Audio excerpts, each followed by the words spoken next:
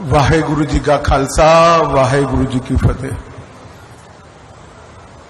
आज सम्माननीय बादल साहब की अंतिम अरदास में मैं संगत के सामने उपस्थित हुआ हूं। तब बादल साहब हमारे बीच में न रहने से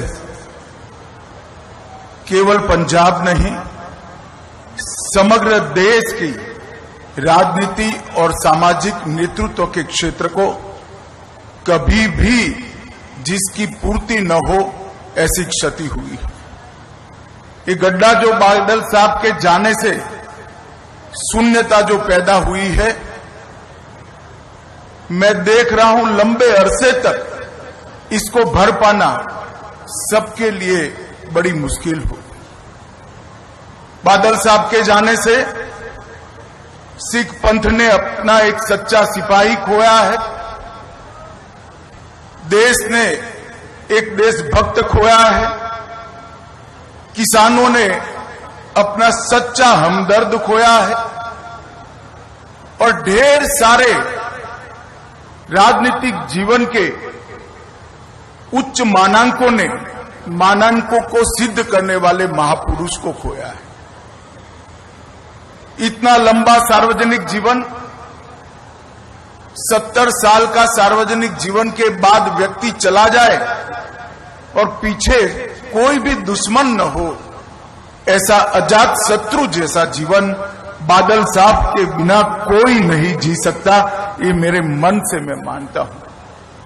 मैं अनेक बार बादल साहब को मिला हूं, जब भी मिला कुछ सीख पाकर गया, जब भी मिला चेतना प्राप्त कर गया। इन्होंने हमेशा सच्चा रास्ता दिखाने का प्रयास किया।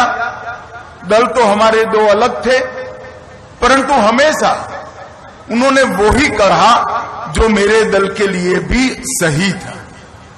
इतनी पारदर्शिता के साथ राजनीतिक जीवन में सलाह देना ये महामानव के सिवा कोई नहीं कर सकता। पंजाब के लगातार विधानसभा में रहने वाले सदस्य, सबसे ज्यादा रहने वाले सदस्य बादल साहब रहे। सबसे ज्यादा चुनावी राजनीति में भारत में जनप्रतिनिधि रहने का रिकॉर्ड भी बादल साहब का है।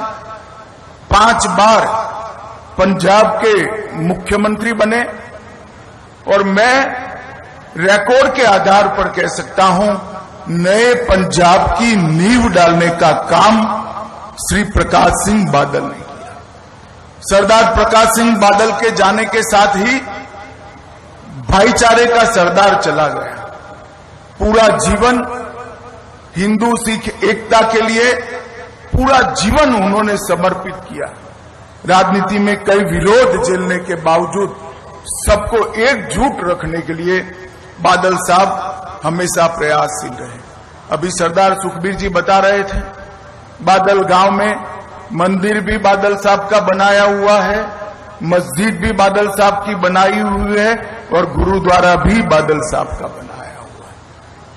साच अर्थ में ऐसे व्यक्ति को दिया लेकर भी ढूंढेंगे तो देश के राजनीतिक जीवन में, सामाजिक जीवन में कभी भी नहीं मिल पाएगा। 1970 से लेकर आज तक जब भी देश के लिए खड़ा होने का मौका आया, बादल साहब ने कभी पीठ नहीं दिखाई। सार्वजनिक जीवन में सबसे लंबा समय जेल के अंदर रहकर सिद्धांतों के लिए, पंथ के लिए संघर्ष करने वाला कोई व्यक्ति था तो सरदार प्रकाश सिंह बादल थे। इमरजेंसी की बात हो, मैं तो बहुत छोटा बच्चा था, मगर मेरी पार्टी के बड़ों से मैंने सुना, अकाल प्रकाश सिंह बादल अकाली दल में चट्टान की तरह इमरजेंसी के खिलाफ खड़े रहे, लोकतंत्र की रक्षा के लिए। कारगिल युद्ध हो, कोई भी लड़ाई हो या आतंकवाद की परछाई हो, हर जगह पे बादल साहब ने आसमान जितने ऊंचे व्यक्तित्व को ढाल की तरह देश के हितों के साथ खड़ा पाया। बादल साहब का जाना समूचे देश के लिए बहुत बड़ी क्षति है। सिर्फ सरदार सुखबीर और बीबी हरसिमरत जी के लिए नहीं, पूरे देश के लिए क्षति है और मेरे जैसे सार्वजनिक जीवन के कई कार्यकर्ताओं के लिए भी ये अपूर्णीय क्षति है।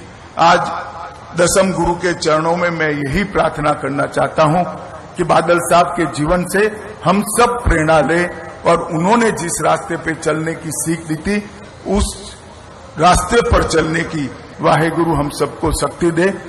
भाई सुखबीर बादल और बीबी हरसिमरत बहन को मैं इस अपूर्णीय स्थिति के लिए मन पूर्वक दुख व्यक्त करता हूं और बादल साहब के सारे अनुयायियों के लिए भी मेरे मन में जो भाव है इसको व्यक्त करने के लिए मैं आया हूं। अंत में बादल साहब को मेरी ओर से, मेरी पार्टी की ओर से और समग्र देश की ओर से, भारत सरकार की ओर से श्रद्धांजलि देकर मेरी बात को समाप्त करता हूं। वाहेगुरु जी का खालसा, वाहेगुरु जी की फतेह।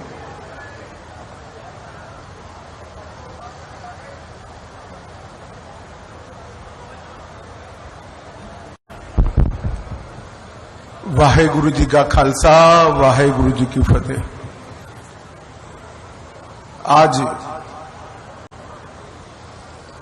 सम्माननीय बादल साहब की अंतिम अरदास में मैं संगत के सामने उपस्थित हुआ हूं, तब बादल साहब हमारे बीच